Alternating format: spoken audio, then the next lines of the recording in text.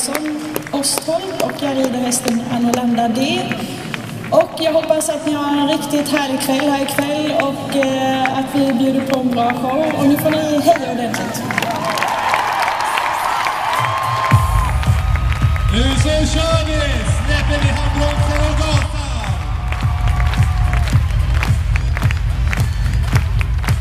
Silversara är igång nu och jobbar sig på nummer 2. Nummer 3, kom igen så! Vi vet att mellantiden 39 sekunder efter 7 bil behöver hon ha.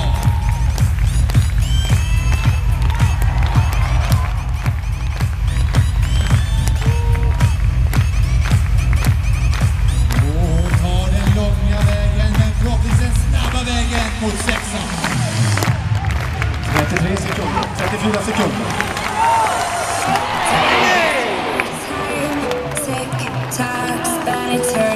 Ja, vi bara komma tillbaka och hoppa serien igen. 7 av 7 bil. Sätter flaggan på plats.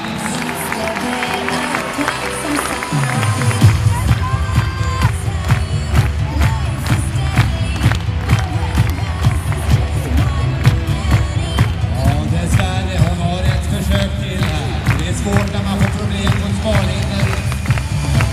Man väljer här att göra ett tredje försök.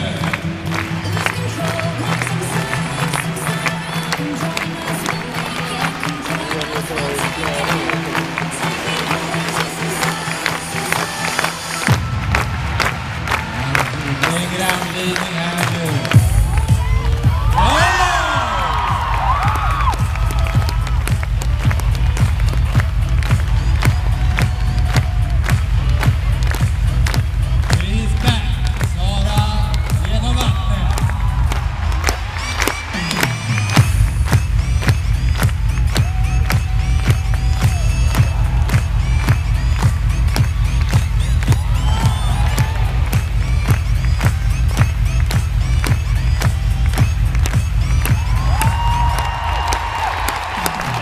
I mål Sara, Silversara, 124.